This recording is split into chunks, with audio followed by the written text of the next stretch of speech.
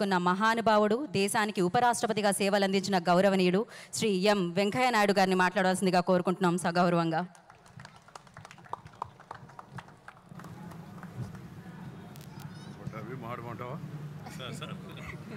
పట్టాభి అనుమతి తీసుకోవాలి మనం. ఈ విజయవాడ ఉత్సవంలో పాల్గొంటున్న అందరికీ నమస్కారాలు. మీ అందరికీ ఈ నవరాత్రి సందర్భంగా విజయదశమి శుభాకాంక్షలు. అమ్మ దుర్గమ్మ మల్లేశ్వర స్వామి ఆశీస్సులు మనందరికీ ఉండాలని, అన్యాయాన్ని, అక్రమాన్ని, అత్యాచారాన్ని, అవినీతిని దునిమాడే యొక్క శక్తిని ప్రజలందరికీ, ప్రజలందరికీ, ప్రభుత్వాలకు ఇవ్వాలని నేను ఆ దుర్గమ్మను మల్లేశ్వర స్వామిని ప్రార్థిస్తున్నాను. విజయవాడ ఉత్సవంలో పాల్గొనడం, మిమ్మల్ని అందరికీ కలవడం చాలా సంతోషం. నాకు చెప్పారు ఇవాళ విజయవాడ ఉత్సవం ప్రారంభమవుతుంది, లోకేష్ గారు ఈ కార్యక్రమంలో పాల్గొంటున్నారు, మీరు మధ్యలో ఒక రోజు వస్తే బాగుంటుంది సార్ అని ముఖ్యమైన రోజు అన్నారు. నేను నా క్యాలెండర్ దాదాపు 1 నెల 2 నెలల ముందు ఫిలప్ అయిపోతుంది. అందుకని నేను చెప్పానయ్యా ఖాళీ లేదు, ఉంటే ఈరోజే ఉంది, లోకేష్ బాబు నా పర్వాలేదులే, మా బాబు ఇద్దరం కలిసి మాట్లాడతాం, ఇబ్బంది లేదని చెప్పాను నేను.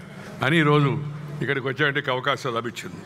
ఈ మంచి కార్యక్రమాన్ని ఏర్పాటు చేసిన మరి కేశినేని శివనాథ్, చిన్ని పేరేమో చిన్ని, కార్యక్రమం పెద్ద, ఈ మంచి కార్యక్రమాన్ని మంచిగా ఏర్పాటు చేస్తున్న చిన్నిని నేను మనందరి తరఫున హృదయపూర్వకంగా అభినందిస్తున్నాను.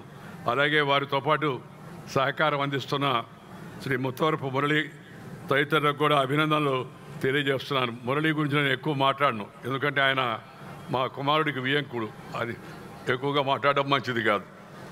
ఒకవైపు దసరా నవరాత్రుల సందర్భంగా ఆధ్యాత్మిక వాతావరణం, మరోవైపు మన సంస్కృతిని తెలియజేసే ఇలాంటి ఉత్సవం వెరసి విజయవాడ నూతన శోభను సంతరించుకుంటుంది. ఇంద్రకీలాద్రి మీద వెలిసిన దుర్గమ్మ దర్శనానికి ఈ నవరాత్రుల్లో దేశ విదేశాల నుంచి ఎంతోమంది భక్తులు విచ్చేస్తూ ఉంటారు. ఈ సమయంలో ఒకే నగరం ఒకటే సంబరం అనే నినాదంతో నిర్వహిస్తున్న ఈ కార్యక్రమం దసరా ఉత్సవాలకు మరింత శోభను తీసుకొస్తుంది. విజయవాడ గొప్పతనాన్ని ప్రపంచానికి కూడా తెలియజేస్తుంది నా అభిప్రాయం. ముఖ్యంగా ఈ సమయంలో ఏర్పాటు చేస్తున్న సాంస్కృతిక కార్యక్రమాలు తెలుగువారి వైభవాన్ని కళ్ళ కట్టేలా నిర్వాహకులు చొరవ తీసుకోవాలని సూచిస్తున్నాను. ఈరోజు వేదిక పైన రాష్ట్ర మంత్రులు, అలాగే మన యొక్క పార్లమెంట్ సభ్యులు, శాసనసభ్యులు అందరూ కూడా ఒకే వేదికపై వచ్చి ఈ విజయవాడ ఉత్సవాన్ని నిర్వహించడం చాలా సంతోషకరం అని చెప్పని నేను భావిస్తూ వారందరికీ కూడా అభినందనలు తెలియజేస్తున్నాను. దాంతోపాటు నేను చూస్తున్నాను, ప్రముఖులు విజయవాడ నగరంలో చాలా కాలం నుంచి ప్రజాసేవలో తరిస్తున్న, వివిధ రంగాల్లో పేరు ప్రఖ్యాతులు కాస్తున్నట్టు పెద్దలను కొందరిని పిలిచి పైకి వాళ్ళని సన్మానించే మంచి కార్యక్రమం కూడా ఏర్పాటు చేశారు. చాలా సంతోషం. ఎప్పుడు కార్యక్రమాలు చేపట్టినా మంచి ఉద్దేశంతో, మంచి భావనతో, మంచి చేసే వాళ్ళని మనం గౌరవించుకుంటూ ముందుకు వెళ్ళాల్సిన అవసరం ఉంది. కళా, సాహిత్యం, భాషా రంగాల్లో విశేషమైన చరిత్రకు సాక్ష్యంగా నిలిచిన విజయవాడ తెలుగువారి చరిత్రను మనకందరికీ కళ్ళకు కడుతుంది. 1953లో డాక్టర్ తుమ్మలపల్లి హరినారాయణ పంతులు గారు స్థలం దానం ఇవ్వడం ద్వారా తుమ్మలపల్లి వారి క్షేత్రయ్య కళాక్షేత్రం నిర్మాణం ప్రారంభమైంది. దశాబ్దాలు చుట్టుపక్కల ప్రాంతాలకు చెందిన వేలాది కళాకారుల ప్రదర్శనకు, కార్యక్రమాలకు ఇదొక చక్కని వేదిక అయింది. 2015లో నేను కేంద్ర మంత్రిగా ఉన్న సమయంలో ఈ కళాక్షేత్రం యొక్క చరిత్రను దృష్టిలో పెట్టుకొని ఆధునీకరణ కోసం 2 కోట్ల రూపాయల నిధులను విడుదల చేసిన విషయం కూడా నాకు ఇంకా బాగా గుర్తుంది. నేను కేంద్ర మంత్రిగా ఉన్నప్పుడు నా దృష్టిలో నేను చంద్రబాబు గారికి కూడా చెప్పాను, విజయవాడ, గుంటూరు, ఇప్పుడు మనం నిర్మాణం చేయబోయే అమరావతి, ఇవన్నీ కలిపి కూడా అమరావతే. ఎందుకంటే చారిత్రాత్మకమైన ప్రత్యేకమైన విభేదానికి ఉంది.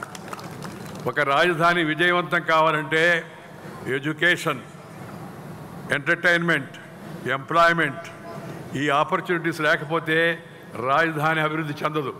అందువల్ల వాటిని దృష్టిలో పెట్టుకొని అటుపక్క గుంటూరు, ఇటుపక్క విజయవాడ, ఈ మధ్యలో కృష్ణమ్మ పక్కన ఈ అద్భుతమైన ఒక నగరం ఏర్పాటు చేస్తే చాలా బాగుంటుందని ఆ రోజు మేము భావించాం. ఆ కార్యక్రమాన్ని ఇవాళ ముఖ్యమంత్రి చంద్రబాబు నాయుడు గారు ముందుకు తీసుకెళ్తారు, చాలా సంతోషం. ఈ స్మార్ట్ సిటీలు, అమృత నగరాల్లో అమరావతికి చోటు కల్పించడం జరిగింది నేను పట్టణాభివృద్ధి మంత్రిగా ఉండగా. అదేవిధంగా అమృత నగరాల్లో విజయవాడకు ప్రత్యేకంగా నిధులు కేటాయించడం జరిగింది. విజయవాడ వరద నీటి డ్రైనేజ్ కోసం 460 కోట్ల రూపాయలు మంజూరు చేశాం. ఇవే కాక జాతీయ విపత్తు స్పందన దళం NDRF కొండపావులూరు గ్రామంలో మనం ఏర్పాటు చేసుకున్నాం. ప్లాస్టిక్ ఇంజనీరింగ్ అండ్ టెక్నాలజీ జాతీయ సంస్థ సూరంపల్లిలో ఏర్పాటు చేసుకున్నాం. School of planning and architecture విజయవాడలో ఏర్పాటు చేసుకున్నాం. ప్రత్యేక దూరదర్శన్ కేంద్రం రీజనల్ పాస్పోర్ట్ ఆఫీసు మనం ఇక్కడ రాజధాని ప్రాంతంలో ఏర్పాటు చేసుకుంటాం. విజయవాడ విమానాశ్రయాన్ని అంతర్జాతీయంగా తీర్చడంతో పాటు దాని టెర్మినల్ సామర్థ్యం పెంపుదల కూడా ఆ రోజే చేపట్టడం జరిగింది. రాబోయే రోజుల్లో అది మరింత అభివృద్ధి చెందుతున్న నమ్మకం నాకు ఉంది. ఎందుకంటే మన తెలుగువాడే రామ్మోహన్ నాయుడు ఇవాళ విమానయాన మంత్రిగా ఉన్నాడు. అలాగే గుంటూరులో వ్యవసాయ విద్యాలయం, మంగళగిరిలో ఎయిమ్స్, మన యొక్క మెడికల్ ఇన్స్టిట్యూట్, ఇవన్నీ విజయవాడ, అమరావతి, గుంటూరు అభివృద్ధిని దృష్టిలో పెట్టుకొని చేసినవే. పౌరాణికంగా చారిత్రకంగా ఎంతో ప్రసిద్ధి చెందిన విజయవాడ తరతరాలుగా తెలుగువారి భాషా సంస్కృతులకు రాజధానికి, ప్రత్యేకించి దక్షిణాదిన వాణిజ్య రాజధానిగా విరాజిల్లింది. ఒకప్పుడు పత్రికలన్నీ ఇక్కడి నుంచే ప్రచురించబడేవి. రాజధాని అంటే ఆర్థిక రాజధాని విజయవాడ అని చెప్పేవాళ్ళు. అలాగే సాక్షాత్తు ఆది దంపతులు దుర్గా మల్లేశ్వర స్వరూపాలుగా ఇక్కడ వెలిసిన ఆ యొక్క ఆ భగవంతుడి యొక్క స్వరూపంగా వచ్చినట్టు వారికి కోరిన వారి కొంగు బంగారంగా వరాలను కురిపిస్తారని చెప్పే విశ్వాసం ప్రజలకు ఉంది. ప్రపంచం నలుమూలల నుంచి లక్షల మంది భక్తులు ఏటా నవరాత్రి సమయంలో ఇక్కడ స్వామి అమ్మవార్ల దర్శన భాగ్యం కోసం, ఆశీస్సుల కోసం వస్తుంటారు. విజయాలను అందించే దుర్గమ్మగా ముగ్గురు అమ్మల మూలపటమ్మ వెలిసిన ఈ క్షేత్రం గురించి మహాభారతంలో ప్రస్తావన ఉంది. ఈ విజయవాడ క్షేత్రాన్ని గురించి మహాభారతంలో, ఎప్పటి మహాభారతం, సాక్షాత్తు అర్జునుడు ఇంద్రకీలాద్రి మీద తపస్సు చేసి పరమేశ్వరుని మెప్పించి పాశుపదాస్త్రాన్ని సాధించాడని పురాణం చెబుతుంది. విజయుడైన అర్జునుడి పేరిట ఈ నగరం విజయవాడ అయిందని చారిత్రాత్మక కొంతమంది చరిత్రకారులు చెప్పారు. బంగారు కాంతులతో కనకదుర్గమ్మ ప్రకాశిస్తూ కొలువైనందున ఇంద్రకీలాద్రిని కనకాచలంగా పిలుస్తారని కూడా మరొక చరిత్రకారులు రాశారు. దాంతోపాటు మల్లెలతో సాక్షాత్తు బ్రహ్మదేవుడు పరమశివుణ్ణి ఇక్కడ పూజించినందున శంకరుడు మల్లేశ్వరునిగా అనుగ్రహిస్తారని పురాణం మనకు చెప్తూ ఉంది. చారిత్రాత్మకంగా యుద్ధమల్లుని శాసనం, కొండవీడులోని మరో శాసనం ఈ నగరాన్ని బెదవాడగా పేర్కొనే ఆ శాసనాల్లోనే.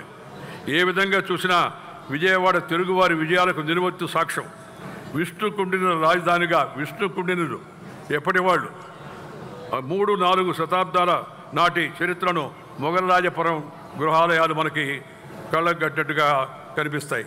చైనా యాత్రికుడు Hiuen Tsang, Fa Hien Hiuen Tsang వచ్చి భారతదేశం చాలా గొప్పదని ఆ రోజుల్లో రాశారు. హ్యూయన్ సాంగ్ కూడా బెదవాడను సందర్శించి శాతవాహనుల చరిత్రను రాసినట్టుగా ఆధారాలు తెలియజేస్తూ ఉన్నాయి. అనేక పత్రికలు ఇక్కడి నుంచి ప్రారంభమై తెలుగువారి వాడిని రుచి చూపించాయి. ఇక్కడ ప్రచురణ కేంద్రాలు పుస్తక రాజధానిగా విజయవాడను మార్చాయి. ఆంధ్రప్రభ దినపత్రిక ఇక్కడి నుంచే పునః ప్రారంభమైంది. ఆంధ్రజ్యోతి దినపత్రిక కూడా ఇక్కడే ప్రారంభమైంది. మరి ఆంధ్రపత్రిక చెన్నైలో ప్రారంభమై తర్వాత విజయవాడకు వచ్చింది. ఈ తొలి స్పీకర్ శ్రీ అయ్యదేవర కాళేశ్వరరావు గారు, శ్రీ టీవీ చలపతిరావు గారు, శ్రీ విశ్వనాథ సత్యనారాయణ గారు అంటే మహనీయులు ఎందరో ఈ నేలను పునీతం చేశారు. విశ్వనాథ సత్యనారాయణ గారు తెలుగువారి కీర్తి పతాకాన్ని ప్రపంచ అవనికపై రెపరెపలాడించిన NTR గారు కూడా విజయవాడలో చదువుకున్నారనే విషయం కూడా మనందరం తెలుసుకోవాల్సి ఉంది. ఇక్కడి రామ్మోహన గ్రంథాలయం, హనుమంతరాయ గ్రంథాలయం తెలుగునాట జరిగిన స్వాతంత్ర ఉద్యమానికి సాక్ష్యాలుగా నిలిచాయి. స్వరాజ్య ఉద్యమ కాలంలో మహాత్మా గాంధీ 1919-46 మధ్య అనేక పర్యాయాలు విజయవాడను సందర్శించారు. ఇక్కడ గాంధీ కొండ ఆయన జీవితంలో అనేక అంశాలను మనకు తెలియజేస్తుంది. ఇలాంటి ఎన్నో విషయాలు ఉన్నాయి. ఇవన్నీ మన పిల్లలకు చెప్పవలసి ఉంది. ఈ చరిత్ర మన నవతరానికి, యువతరానికి, రాబోయే తరానికి అందించాల్సిన అవసరం ఎంత ఉంది. దాని నుంచి వాళ్ళు స్ఫూర్తి తీసుకోవాల్సిన అవసరం ఉంది. తెలుగు భాష సంస్కృతులకు పరివ్యాప్తికి కార్యక్రమాన్ని వేదికగా మలుచుకోవాల్సిన అవసరం ఉంది. ప్రతి ఒక్కరూ తమ కార్యక్రమాలకు పిల్లలతో కలిసి హాజరు కావాలా. ప్రపంచంలో భారతదేశానికి గుర్తింపు ఏంటో తెలుసా? మన సంస్కృతి, మన సాంప్రదాయం, మన కుటుంబ వ్యవస్థ. ఈ కుటుంబ వ్యవస్థను మనందరం రక్షించుకోవాలా. ప్రతి ఒక్కరూ కూడా తమ తమ కర్తవ్యాలను పూర్తిగా నిర్వహించాలా. ఈ మధ్య కొత్తగా మనకు అలవాటు అయిపోయిన కుటుంబ వ్యవస్థ చిన్నాభిన్నం అవుతుంది. ఎవరు ఎక్కడ ఉంటున్నారో తెలవని పరిస్థితి వస్తుంది. కొంత ఉద్యోగ అవకాశాల కోసం పోవచ్చు, వంట ఇంటిని కూడా మానేసి కొంతమంది పిజ్జాలు బర్గర్లు ఇవన్నీ దాని పేరు ఏంది జొమాటో టమాటో ఏదో నాకు తెలియదు మొత్తం మీద ఆర్డర్ ఇచ్చుకుంటున్నారు. నేను మనం చెప్పదలుచుకున్న వంట ఇళ్ళు పోతే వంట విడిపోతే జంట విడిపోద్ది. దయచేసి వంట ఇంటిని కాపాడుకోండి. మగవాళ్ళు వంట చేస్తారా ఆడవాళ్ళు వంట చేస్తారా అది వేరే విషయం, వాళ్ళ ఛాయిస్. దాని గురించి మనం పెద్ద అనుకోవాల్సిన అవసరం లేదు. ఎందుకంటే మగవాళ్ళు కూడా వంట చేసిన సందర్భాలు ఉన్నాయి. నలభీమ పాకం చరిత్రలో మన యొక్క పురాణాల్లో నలభీమ పాకం, దాన్ని మించిన పాకం ఇంకొకటి లేదని చెప్పని మనకి మన పురాణాలు తెలియజేస్తున్నాయి. అందువల్ల దాని గురించి వెనకాడాల్సిన అవసరం లేదు. మనిషిని సంఘటితంగా కట్టి ఉంచే మొదటి గొలుసు మాతృభూమి అయితే రెండవ గొలుసు భాష. మనిషినే కాదు తరాలను సైతం కలిపే గొప్ప శక్తి భాష సంస్కృతులకు ఉంది. అందుకని భాష పోతే శ్వాస పోయినట్టే అనే విషయాన్ని గమనించుకొని అందరూ దయచేసి మన మాతృభాషను కాపాడుకోండి. మొదట అమ్మ భాష, ఆ తర్వాత పరాయి భాష. ఇంగ్లీష్కి మనం వ్యతిరేకం కాదు, ఇంగ్లీష్ కూడా నేర్చుకోవాలి, ఇంగ్లీష్ కూడా చదువుకోవాలి, హిందీ కూడా చదువుకోవాలి. దేశంలో పైకి వెళ్ళాలంటే మన ఊరు దాటి ఢిల్లీకి వెళ్ళాలంటే హిందీ రావాలా, ప్రపంచంలో ఎక్కడికైనా వెళ్ళాలంటే ఇంగ్లీష్ రావాలా. అందుకని ఆ భాష కూడా నేర్చుకోవాలి. కానీ అసలు భాష పునాది అమ్మ భాషలో ప్రాథమిక విద్య ఉండాలని చెప్పి నేను తరగతి కోరుతూ ఉన్నాను. దాంతోపాటు ప్రభుత్వానికి కూడా చెప్పాను, నేను బాబు గారికి కూడా చెప్పాను, ప్రభుత్వ ఉత్తర్వులు తెలుగులో ఇవ్వండి. ఎందుకంటే ఉండేది తెలుగు వాళ్ళకి ఇంగ్లీష్ రాదు. ప్రభుత్వంలో ఉండే వాళ్ళకి కొంతమంది రాకపోతే వాళ్ళు తెలుగు మాస్టర్లను పెట్టించుకొని వాళ్ళ ద్వారా ఉత్తర్వులు తయారు చేసి తెలుగులో ఉత్తర్వులు ఇవ్వండి. సంతోషం, నేను ఇవాళ చూశాను తెలుగు భాషలో ఉత్తర్వులు ప్రభుత్వం ఇస్తూ ఉంది, చాలా సంతోషం. కానీ అసలు ఉత్తర్వు తెలుగు భాషలో ఉండాలా, కాపీ దాని ప్రతి ఇంగ్లీషులో ఉండాలి. ఎందుకంటే మనం తెలుగు వాళ్ళం, ఇంగ్లీష్ వాళ్ళం కాదు, భారతీయులం. ఈ విషయాన్ని అందరూ దయచేసి గుర్తుపెట్టుకోవాల్సిన అవసరం ఉంది. కళలు, జీవన విధానాలు, విలువలు, సాంప్రదాయాలు, విశ్వాసాలు అన్నీ కూడా మన సంస్కృతిలో ఒక భాగమే. అందువలన ఈ ఉమ్మడి భాగస్వామ్యంతో నిర్వహించే కార్యక్రమం చాలా మంచిది. అన్నీ ప్రభుత్వమే చేస్తుందని ప్రభుత్వం వైపు చూడకుండా చంద్రబాబు నాయుడు గారు ఉన్నారు ఆయన చూసుకుంటాడు అనుకోకుండా ప్రజలకు కూడా భాగస్వామ్యం కావాలని అంటే పబ్లిక్ ప్రైవేట్ పార్ట్నర్షిప్తో ఈ కార్యక్రమాన్ని ప్రైవేటు వ్యక్తులు ముందుకొచ్చి ఈ కార్యక్రమానికి పూనుకోవడం, దానికి ప్రభుత్వం సహకరించడం చాలా సంతోషం అని చెప్పి సందర్భంగా నేను మనవి చేస్తూ ఉన్నాను. మన జీవన విధానంలో ఆయువు పట్టు లాంటిది. మన మాతృభాష ఒకప్పుడు మన పద్యం గద్యం జగద్విదితం. పద్యం పాడుతూ ఉంటే అంత అద్భుతంగా ఉండేది పద్యాలు పాడితే. ఇప్పుడు పద్యం చాలామంది మర్చిపోయారు. అలాగే మరలా తిరిగి ఇలాంటి కార్యక్రమాల ద్వారా వ్యాపితం చేయాలి. ఒక మాటలో చెప్పాలంటే మన ఆట, మన పాట, మన మాట, మన భాష, మన యాస, మన గోస, మన కట్టు, మన బొట్టు, ఆఖరికి మన తిట్టు కూడా తెలుగులోనే ఉండాలా అని చెప్పి నేను అందరినీ కోరుతూ ఉన్నాను. ఆ విధంగా మన సాంప్రదాయాలను పునరుద్ధరింపజేసుకోవాలి. విజయవాడ ఉత్సవ కార్యక్రమం ఈ విధంగా నిర్వహించడం చాలా సంతోషం. నాకు నిన్ననే ఎవరో పంపించారు, విశ్వనాథ్ సత్యనారాయణ గారు పద్మభూషణ్ పురస్కారానికి ఎంపికైన తర్వాత ఎన్టీఆర్ గారికి రాసిన ఉత్తరం రాశాడు ఆయన. వారిద్దరు గురు శిష్య బాంధవ్యానికి ప్రత్యక్ష సాక్ష్యం. ఎస్ఆర్ఆర్ కాలేజీలో రామారావు గారు చదువుకున్నారు మొదట, తర్వాత గుంటూరుకి వెళ్ళారు ఏసీ కాలేజీకి. ఎస్ఆర్ఆర్ కాలేజీ కానీ, ఇక్కడ కేబిఎన్ కాలేజీ కానీ, లేకపోతే సయ్యద్ అప్పస్వామి మరిపిళ్ళ చిట్టి ఆ కాలేజీ కానీ, లేకపోతే ఆ తర్వాత వచ్చిన శాతవాహన కాలేజీ కానీ, ఆ తర్వాత నగరంలోనే రాష్ట్రంలోనే ప్రసిద్ధిగాంచినట్టు సిద్ధార్థ కళాశాలలు కానీ, ఇవన్నీ కూడా మన విజయవాడ నగరానికి తలమానికంగా పేరు తెచ్చినవి. విశ్వనాథ్ సత్యనారాయణ గారు ఉత్తరం రాస్తూ, రామారావు, పద్మభూషణ్ సందర్భంలో నీవు నాకు పంపించిన అభినందన అందినది. నువ్వు ఏకవీరలో కుట్టాన్ పాత్ర వహించి నాకు కలిగించిన ఆనందం కంటే ఈ బిరుదము నాకు అధిక ఆనందం కలిగించలేదు. పద్మభూషణ్ ఇస్తే ఆయనకి దానికన్నా ఏకవీర ఆ యొక్క సినిమాలో కుట్టాన్ పాత్ర నువ్వు కలిగించిన ఆనందం నాకు చెప్పని అరువుగా ఉంది. నీవు తెలుగు సినీ రంగంలో ధ్రువతారగా ఉన్నావు. నువ్వు ఇదివరకే నీకు ఉత్తరం రాద్దాం అనుకున్నాను. నీ కుట్టానుగా పూర్వమే చరిత్రను ప్రకటించిన అభిమానం, ఇప్పుడు ప్రకటించినంత అభిమానం ప్రకటించావు. చిన్నప్పుడు నేను నీకు గురువును, ఆ రుణం తీర్చినామని చెప్పవలేను. నేడు నాకు పద్మభూషణం బిరుదం వచ్చింది. నేను కోరలేదు, తిరస్కరించడానికి వీలు లేకపోయింది. ఇది ఒక విశేషం. నేను ఒకప్పుడు నీకు చిన్నప్పుడు గురువును, ఇది రెండవ విషయం.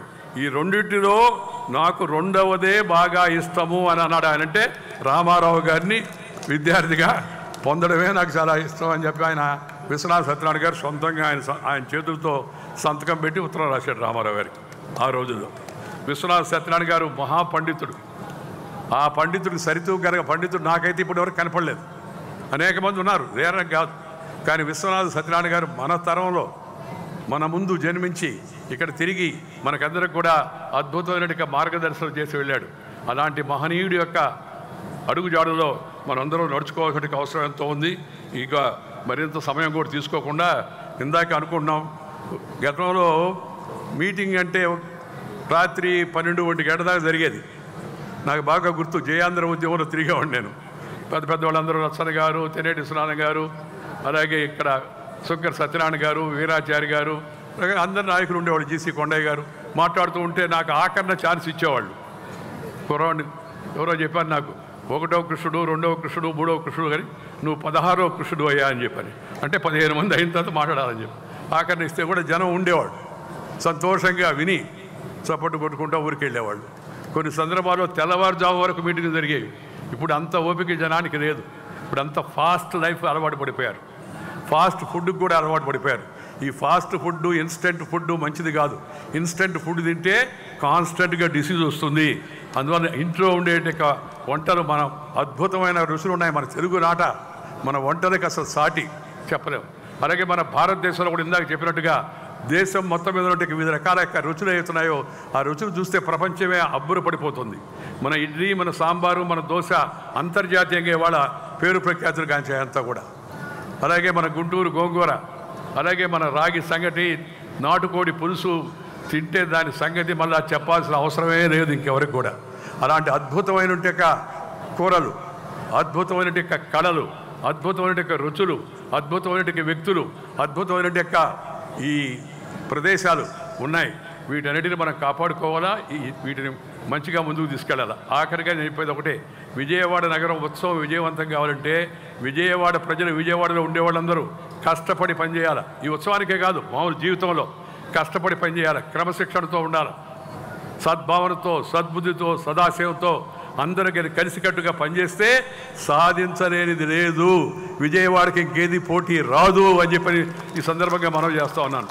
ఈ విజయవాడ, గుంటూరు మధ్యలో ఏర్పడిపోయి అమరావతి నగరం చరిత్రాత్మకంగా ప్రసిద్ధమై మనందరికీ రాబోయే తరానికి మంచి వెలుగును అందించాల్సిందిగా ఈ సందర్భంగా నేను కోరుకుంటూ, నన్ను ఈరోజు ఈ కార్యక్రమానికి పిలిచి ఈ అవకాశం కల్పించినందుకు హృదయపూర్వకంగా ధన్యవాదాలు తెలుపుకుంటూ మీదే సెలవు తీసుకుని నమస్కారం. జై హింద్.